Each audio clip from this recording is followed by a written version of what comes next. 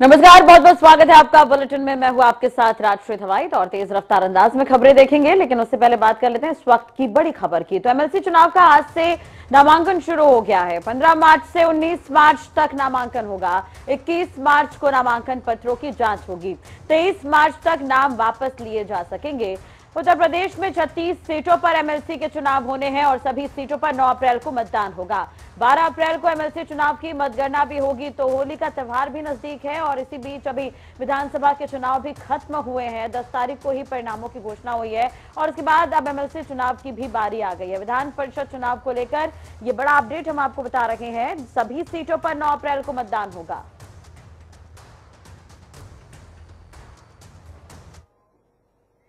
चलिए अब नजर डाल लेते हैं तेज रफ्तार अंदाज में खबरों पर।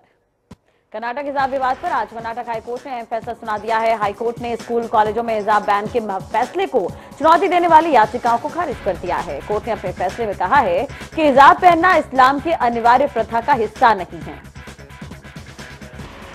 कर्नाटक हाईकोर्ट में उडुपी की लड़कियों ने एक याचिका दायर की थी। लड़कियों ने याचिका दायर कर मांग की थी कि उन्हें क्लास के अंदर भी हिजाब पहनने की अनुमति दी जानी चाहिए, क्योंकि ये उनकी आस्था का हिस्सा है। कर्नाटक हाईकोर्ट के हिजाब पर आए फैसले पर मौलाना यासूब अब्बास ने प्रतिक्रिया दी है। उन्होंने कहा कि कोर्ट के फैसले का हम सम्मान करते हैं और जो कर्नाटक हाईकोर्ट का फैसला आया है उस पर हम सवाल नहीं उठा सकते, मगर हिजाब हमारे यहाँ धर्म का मजहब का हिस्सा है। यूपी उत्तराखंड समेत 4 राज्यों में बीजेपी को मिली जीत के साथ ही सरकार गठन पर मंथन तेज हो गया है। बीजेपी की कोर ग्रुप की बैठक शुरू हो चुकी है।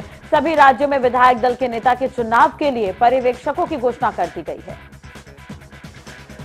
प्रचंड और ऐतिहासिक जीत के साथ यूपी में लौटी बीजेपी के विधायकों के नए नेता के चुनाव के लिए गृह मंत्री अमित शाह को पर्यवेक्षक बनाया गया है। यहां पर पार्टी के उपाध्यक्ष और झारखंड के पूर्व मुख्यमंत्री सहायक पर्यवेक्षक बनाए गए हैं। उत्तराखंड के लिए रक्षा मंत्री राजनाथ सिंह को पर्यवेक्षक बनाया गया है। विदेश मंत्री मीनाक्षी लेखी को सह पर्यवेक्षक नियुक्त किया गया है। वहीं मणिपुर के लिए केंद्रीय वित्त मंत्री निर्मला सीतारमण को पर्यवेक्षक और कानून मंत्री किरण रिजिजू को सह पर्यवेक्षक बनाया गया है। भाजपा के राष्ट्रीय अध्यक्ष ओम प्रकाश राजभर अपने बयानों से हमेशा सुर्खियों में रहते हैं। यूपी चुनाव में विपक्षी गठबंधन को मिली हार के बाद अब बसपा प्रमुख ने बहुजन समाज पार्टी पर हमला बोला है। ओम प्रकाश राजभर ने कहा है कि बसपा और भारतीय जनता पार्टी का मेल हो गया है। यूपी में बड़ा खेल हुआ है। ओम प्रकाश राजभर ने आरोप लगाया कि पूर्वांचल की 122 सीटें ऐसी रही जहां उम्मीदवारों के नाम पर बीजेपी कार्यालय में फैसला हुआ और इन्हें बसपा ने अपना सिंबल बना दिया। उन्होंने कांग्रेस को भी लपेटे में लिया और कहा कि 4 बार सत्ता में रही पार्टियों ने बीजेपी का समर्थन किया, चाहे वो बसपा हो चाहे कांग्रेस हो। उत्तर प्रदेश में एमएलसी चुनाव को लेकर बीजेपी ने एक बड़ा ऐलान कर दिया है। बीजेपी ने कहा है कि जो भी मंत्री विधानसभा चुनाव हारे हैं उन्हें उत्तर प्रदेश में एमएलसी चुनाव के लिए टिकट नहीं दिया जाएगा। एमएलसी चुनाव के लिए 36 सीटों पर 9 अप्रैल को चुनाव होने हैं। इसके लिए 15 से 19 मार्च तक नामांकन होगा। नामांकन शुरू होने के एक दिन पहले लखनऊ में बीजेपी कोर ग्रुप की बैठक होनी है। रायबरेली में एमएलसी के लिए आज से नामांकन की प्रक्रिया शुरू हो गई है। विधानसभा चुनाव के मध्य 2 दिन नामांकन प्रक्रिया चली थी, लेकिन किसी भी दल से कोई प्रत्याशी सामने नहीं आया था। इसके बाद में इसकी तारीख बढ़ा दी गई थी। नामांकन के साथ ही चुनाव को लेकर जिला प्रशासन ने सभी तैयारी पूरी कर ली है। आगामी 21 मार्च तक नामांकन की स्क्रूटनी होगी, जबकि 23 मार्च तक नाम वापस लिए जा सकेंगे। 9 अप्रैल को मतदान होना है, जिसमें स्थानीय अधिकारी के साथ ही जनप्रतिनिधि मतदान करेंगे। उत्तर प्रदेश विधानसभा चुनाव 2022 में भारतीय जनता पार्टी ने प्रचंड जीत हासिल की है, जिसे लेकर बीजेपी के तमाम बड़े नेता उत्साहित हैं। केंद्रीय गृह राज्य मंत्री अजय मिश्रा टेनी ने भी इसे यूपी की सुधरी कानून व्यवस्था का नतीजा बताया है। उन्होंने कहा कि अगर उत्तर प्रदेश को कानून व्यवस्था अच्छी नहीं होती तो यहां पर हमें बहुमत मिलता। यूपी चुनाव में मिली जीत को लेकर अजय टेनी ने कहा कि हम लोग शुरू से ही कह रहे थे कि जिस तरह से केंद्र और राज्य सरकारें प्रधानमंत्री मोदी और सीएम योगी के नेतृत्व में काम कर रही है, हम बहुमत के साथ फिर से सरकार बनाएंगे। कश्मीरी पंडितों के पलायन पर आधारित द कश्मीर फाइल्स अभी सबसे ज्यादा चर्चा में है। भले ही फिल्म का प्रमोशन बहुत ज्यादा नहीं हुआ हो, लेकिन इसे जबरदस्त माउथ पब्लिसिटी मिल रही है। अब इसी का नतीजा है कि सिनेमाघरों में फिल्म को देखने के लिए लोग पहुंच रहे हैं। कई राज्यों की सरकारों ने फिल्म को टैक्स फ्री कर दिया है। अब इसी क्रम में उत्तराखंड और उत्तर प्रदेश की सरकारों ने अपने अपने राज्य में द कश्मीर फाइल्स फिल्म को टैक्स फ्री कर दिया है। उत्तर प्रदेश के मुख्यमंत्री योगी आदित्यनाथ और उत्तराखंड के मुख्यमंत्री पुष्कर सिंह धामी ने इसके लिए आदेश जारी कर दिया है। आपको बता दें कि इस फिल्म को विवेक अग्निहोत्री ने डायरेक्ट किया है। ये कश्मीर से 90s के दशक में कश्मीरी पंडितों के पलायन की दर्द की कहानी पर आधारित है। आपको ये भी बता दें कि डिप्टी सीएम केशव प्रसाद मौर्य ने भी थिएटर में ये फिल्म देखी और इसकी जमकर तारीफ हो रही है। बीएसपी के राष्ट्रीय अध्यक्ष और उत्तर प्रदेश की पूर्व मुख्यमंत्री मायावती ने बहुजन समाज पार्टी के जन्मदाता और संस्थापक कांशीराम को उनके जन्मदिन पर विभिन्न रूपों में भावभीनी श्रद्धांजलि और श्रद्धा सुमन अर्पित किए। इस दौरान उनके साथ पार्टी के वरिष्ठ पदाधिकारी भी मौजूद रहे। सीएम योगी आदित्यनाथ ने इस मौके पर आज कांशीराम को नमन किया। मुख्यमंत्री योगी आदित्यनाथ ने ट्वीट किया कि दलितों, वंचितों एवं शोषितों की प्रखर आवाज जनप्रिय राजनेता कांशीराम जी की जयंती पर उन्हें विनम्र श्रद्धांजलि। सपा अध्यक्ष अखिलेश यादव ने कांशीराम की जयंती पर ट्वीट कर उन्हें नमन किया है और लिखा, बहुजन नायक, दलितों, पीड़ितों, शोषितों के लिए आजीवन संघर्ष करने वाले मान्यवर कांशीराम जी की जयंती पर उन्हें कोटि कोटि नमन। उत्तर प्रदेश के विधानसभा चुनाव में सभी 403 सीट पर लड़ने के बाद भी सिर्फ एक बार जीत दर्ज करने वाली बहुजन समाज पार्टी ने बदलाव शुरू कर दिया है। बसपा ने यह बदलाव लोकसभा सदस्यों के कार्यभार में भी किया है। अंबेडकर नगर से सांसद रितेश पांडे को भी लोकसभा में पार्टी के नेता के पद से हटा दिया गया। रितेश पांडे के स्थान पर अब गिरीश चंद्र जाटव को लोकसभा में पार्टी का नेता बनाया गया है। अब गिरीश चंद्र जाटव बिजनौर के नगीना से लोकसभा सदस्य हैं। इसके साथ ही राम शिरोमणि वर्मा लोकसभा में उपनेता के पद पर बरकरार रहेंगे, जबकि संगीता आजाद को चीफ व्हिप बनाया गया है। पहले गिरीश चंद्र जाटव पार्टी के चीफ व्हिप थे। उत्तर प्रदेश में कांग्रेस की करारी हार पर मंथन के लिए आज पार्टी की यूपी प्रभारी और महासचिव प्रियंका गांधी वाड्रा ने एक मीटिंग बुलाई है। इसमें उन कारणों पर विचार होगा जिसकी वजह से मेहनत करने के बाद भी पार्टी की इतनी बुरी हार हुई है। कांग्रेस की इस बैठक में प्रदेश में पार्टी के वरिष्ठ नेता हिस्सा लेंगे। माना जा रहा है कि इस बैठक में कुछ बड़ी बातें निकलकर सामने आ सकती है। इससे पहले कांग्रेस में राष्ट्रीय स्तर पर जो बैठक हुई, इस बारे में चर्चा हुई थी। ये बैठक पार्टी के अध्यक्ष सोनिया गांधी ने अपने आवास पर बुलाई थी। यूपी एटीएस के आतंकियों के खिलाफ कार्रवाई लगातार जारी है। सहारनपुर के देवबंद में नजमी हॉस्टल से जिन 3 युवकों को एटीएस ने 2 दिन पहले उठाया था, उनमें से एक के खिलाफ देवबंद थाने में राष्ट्र विरोधी गतिविधियों में शामिल होने का मुकदमा दर्ज किया गया है। आरोप है कि वो लश्कर ए तैयबा नामक आतंकी संगठन से जुड़ा है। जांच में सामने आया है कि आरोपी युवक इनामुल हक लश्कर ए तैयबा आतंकी संगठन के सदस्यों से जुड़ा था और पाकिस्तान, अफगानिस्तान जाकर हथियारों की ट्रेनिंग लेना चाहता था। इसके अलावा इंटरनेट मीडिया पर भड़काऊ वीडियो डालकर एक समुदाय के युवकों को देश के खिलाफ भड़का रहा था। देवबंद कोतवाली प्रभारी प्रभाकर केंचुरा ने बताया कि एटीएस की तहरीर पर मुकदमा दर्ज हुआ है। आरोपियों को अदालत में पेश करने के बाद जेल भेज दिया गया है। एटीएस ने मध्य प्रदेश की राजधानी भोपाल में भी 2 दिन पहले 5 आतंकियों को गिरफ्तार किया है। एटीएस पकड़े गए इन आतंकियों से इनामुल हक का कनेक्शन खंगाल रही है। राजधानी लखनऊ में पिकअप भवन के सामने सैकड़ों अभ्यर्थियों ने प्रदर्शन किया। दरअसल कनिष्ठ सहायक मंडी परिषद समेत कई वैकेंसी का रिजल्ट अब तक नहीं घोषित हुआ है। ऐसे में रिजल्ट की मांग को लेकर अभी अभ्यर्थी सुबह से ही पिकअप भवन के सामने प्रदर्शन कर रहे हैं और सीएम योगी से भर्ती क्लियर करने की मांग करते नजर आए। आगरा के बाह कस्बा के थाना परिसर के सामने अज्ञात बदमाशों ने 4 दिन पहले घर में घुसकर लूटपाट कर मां बेटी की हत्या को अंजाम दिया था। इस मामले को लेकर वैश्य समाज के लोगों ने आक्रोश जताया है और थाने का घेराव कर पुलिस से जल्द खुलासे की मांग की है। बदायूं के अधिवक्ता से रिश्वत लेने आए दिल्ली पुलिस के दरोगा और सिपाही समेत 4 लोगों को लोकल पुलिस ने ट्रैपिंग के बाद धर दबोचा। जांच के बाद पकड़ी गई महिला सिपाही और ड्राइवर को हिदायत देकर छोड़ दिया गया, जबकि दरोगा और सिपाही के खिलाफ भ्रष्टाचार निवारण अधिनियम के तहत मुकदमा कायम किया गया। जनपद मुजफ्फरनगर में व्यापारी से दिन दहाड़े 5 से 6 लाख की लूट को अंजाम दिया गया है। अज्ञात बदमाशों ने पिस्टल दिखाकर लूट की वारदात को अंजाम दिया है। लखनऊ के जानकीपुरम इलाके में पुलिस और लूट की वारदात को अंजाम देने वाले बदमाशों के बीच मुठभेड़ हो गई। इस दौरान लुटेरों के गिरोह का मास्टरमाइंड पंकज वर्मा मुठभेड़ में गिरफ्तार हुआ है। गोंडा रेलवे स्टेशन के डीजल शेड में सीबीआई की टीम ने छापेमारी की, जिससे रेलवे महकमे में हड़कंप है। वहीं सीबीआई रेलवे अधिकारियों के साथ गोंडा रेलवे स्टेशन के लोको शेड में मोटर ट्रैक्शन से इस स्क्रैप पर मोटार जो पुराने जो मोटर है उसकी बिक्री से जुड़े मामले पर पूछताछ की जा रही है। फरुखाबाद के मेरापुर थाना क्षेत्र में विद्युत लाइन ठीक करने के दौरान अचानक सप्लाई जोड़ दिए जाने से करंट की चपेट में आने से लाइनमैन की मौत हो गई। सूचना के बाद मौके पर पहुंचे परिजनों ने हंगामा किया। लाइनमैन की मौत के बाद परिजनों ने एएसएएसओ को गिरफ्तार करने की मांग की। इस मौके पर पहुंचे एसडीएम कायमगंज ने परिजनों को मुआवजा दिलाए जाने की बात कही है।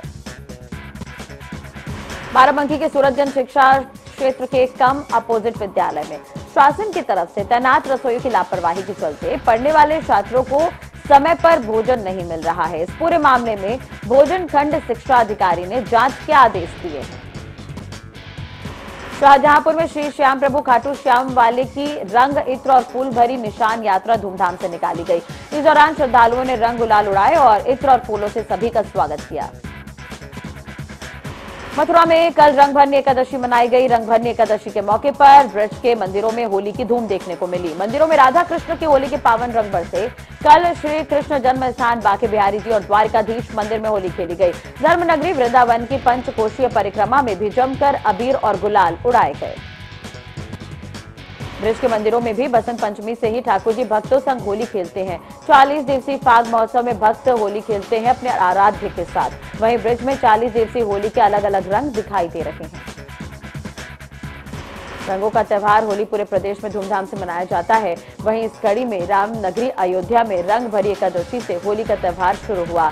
हनुमान गढ़ी पर नागा साधुओं ने विराजमान हनुमान जी के साथ होली खेली और हनुमान जी का निशान लेकर नागा साधुओं ने पंचकोशीय परिक्रमा की। अवध में होली से 5 दिन पहले रंगोत्सव का त्यौहार शुरू हो जाता है। वहीं होली के इस त्यौहार में बीजेपी के जीतने का उत्साह भी दिख रहा है। बड़ी संख्या में संत समाज सड़क पर निकलकर भगवा होली खेलते नजर आए। आगामी त्योहारों को लेकर उत्तर प्रदेश पुलिस ने कमर कस ली है। इसके तहत उत्तर प्रदेश के पुलिस कर्मियों की छुट्टियां भी रद्द कर दी गई है। होली के मद्देनजर 16 मार्च से 20 मार्च के बीच छुट्टी लेने पर पाबंदी लगा दी गई है। पुलिस महानिदेशक डीजीपी मुकुल गोयल ने छुट्टी रद्द करने का आदेश जारी किया है। डीजीपी मुकुल गोयल की ओर से सभी डीजी, एडीजी, पुलिस कमिश्नर और एसएसपी रेलवे को चिट्ठी लिखकर आदेश जारी करते नजर आए। होली के पर्व को देखते हुए प्रदेश भर में सभी पुलिस कर्मियों की छुट्टी पर 16 से 20 मार्च तक रोक लगा दी गई है। हालांकि विशेष परिस्थितियों में उन्हें छुट्टियां मिल सकती है। कांग्रेस पार्टी के नेता हरीश रावत ने कांग्रेस से अनुरोध किया है कि पार्टी उन्हें निष्कासित कर दे। उत्तराखंड के लिए कांग्रेस के चुनाव प्रचार में शामिल रहे हरीश रावत के अनुसार उन पर कई तरह के गंभीर आरोप लगाए जा रहे हैं। इन आरोपों से वो काफी दुखी हैं। ट्वीट करते हुए हरीश रावत ने लिखा कि पद और पार्टी टिकट बेचने का आरोप अत्यधिक गंभीर है और यदि वे आरोप एक ऐसे व्यक्ति पर लगाएं जो मुख्यमंत्री रहा है तो पार्टी का प्रदेश अध्यक्ष रहा है।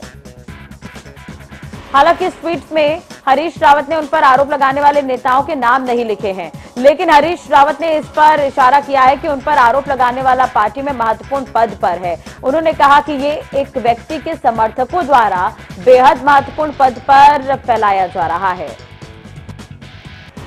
गेहूं खरीद को लेकर अब किसानों का पंजीकरण जरूरी होगा। किसान का पंजीकरण होते ही उसकी उपज की रिपोर्ट प्राप्त हो जाएगी और गेहूं खरीद की जो प्रक्रिया है वो शुरू हो जाएगी।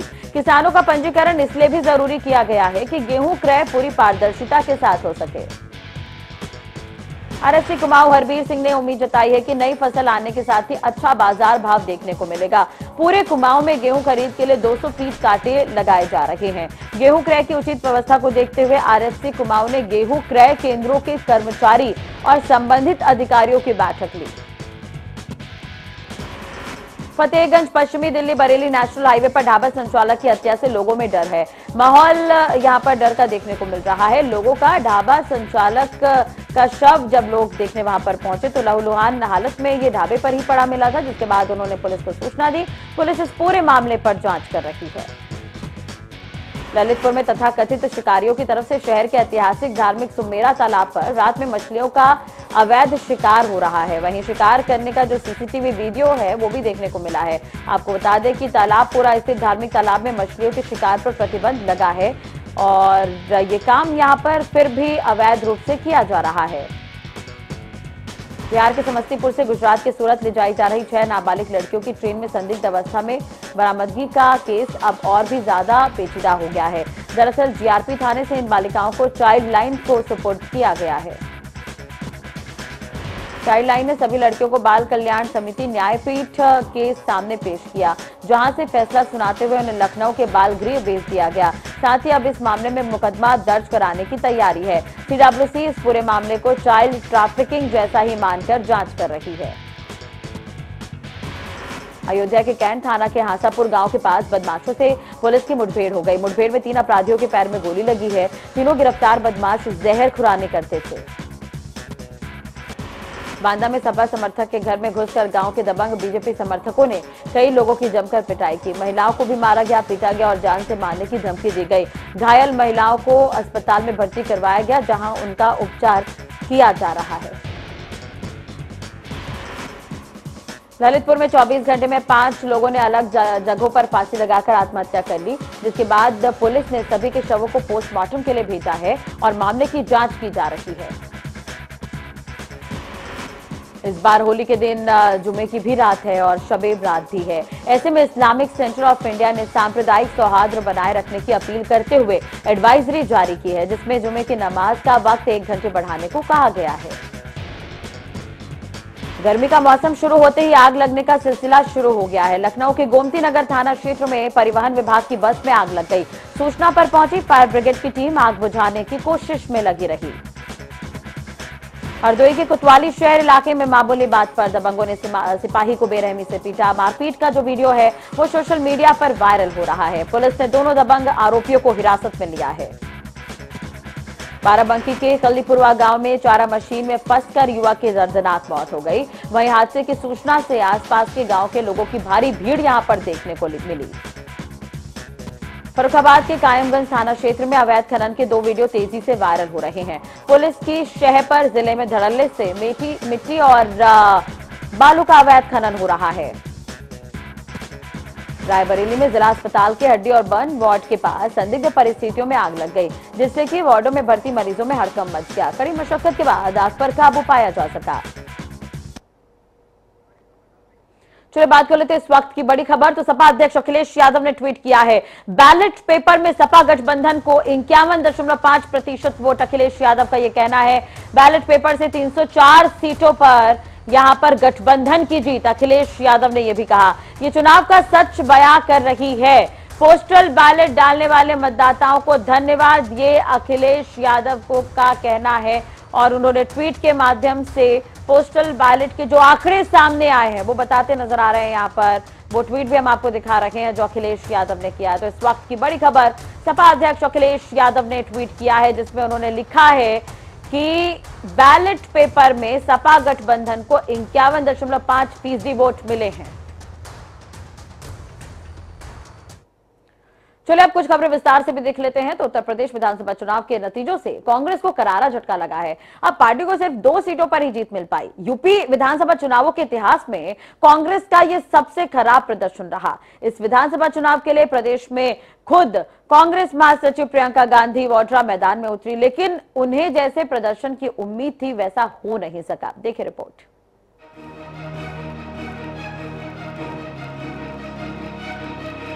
2022 यूपी विधानसभा चुनाव में कांग्रेस ने 30 साल बाद प्रियंका की अगुवाई में सभी 403 सीटों पर प्रत्याशी उतारे।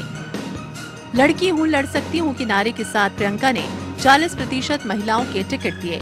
हालांकि नतीजों में कांग्रेस का प्रदर्शन पिछले विधानसभा चुनाव से भी खराब रहा।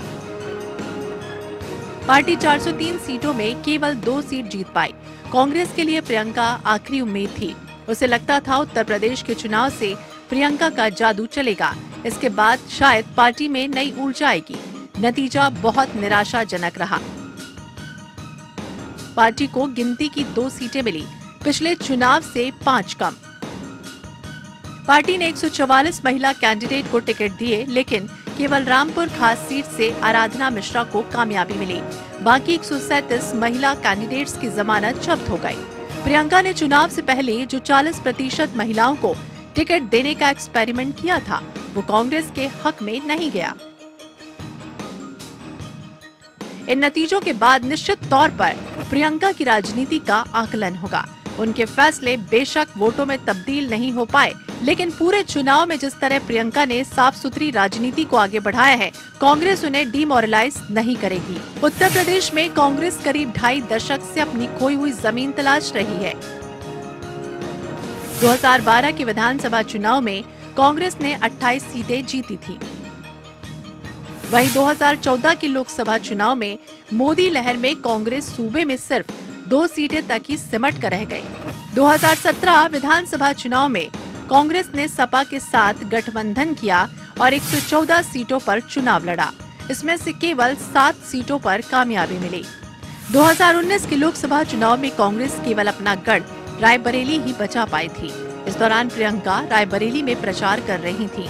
बीते 17 साल से कांग्रेस की राजनीति का बड़ा चेहरा रही प्रियंका 2019 में राष्ट्रीय महासचिव बनाई गयी। सबको लगने लगा था कि वो ही कांग्रेस के डूबते हुए जहाज को किनारे तक ले जाएंगी, लेकिन 2022 के चुनाव ने सभी उम्मीदों पर पानी फेर दिया। कांग्रेस के वरिष्ठ नेता अशोक गहलोत, भूपेश बघेल, सचिन पायलट ने भी उत्तर प्रदेश में आकर रैलियां की। अकेले प्रियंका ने 42 रोड शो किए। आखिरी चरण के चुनाव प्रचार तक उन्होंने कुल 167 रैलियां और जनसभाएं की, लेकिन नतीजों ने सारी मेहनत पर पानी फेर दिया। Bureau report, INH 24/7। चलिए बात कर लेते हैं इस वक्त की बड़ी खबर जो देहरादून से है। कल से लगेगा 12 साल से ज्यादा उम्र के बच्चों को टीका। 2010 या उससे पहले जन्मे बच्चों को वैक्सीन कल से लगनी शुरू हो जाएगी। स्कूल और टीकाकरण केंद्रों पर बच्चों का वैक्सीनेशन किया जाएगा। उत्तर प्रदेश में एक बार फिर से बीजेपी सरकार को जनता का समर्थन मिला है, लेकिन डिप्टी सीएम केशव प्रसाद मौर्य समेत योगी सरकार के कुल 11 मंत्री हारे हैं। ऐसे में अब बीजेपी आलाकमान के सामने सबसे बड़ी चुनौती होगी योगी 2.0 का गठन, यानी कि मंत्रिमंडल तैयार करना। ऐसे में आखिर कौन है मंत्री बनने की रेस में, किसका कद बढ़ेगा और किसे जिम्मेदारी मिल सकती है, किसे नई जिम्मेदारी दी जा सकती है, क्या है बीजेपी की तैयारी, इस पर दिखाते हैं इस रिपोर्ट के जरिए।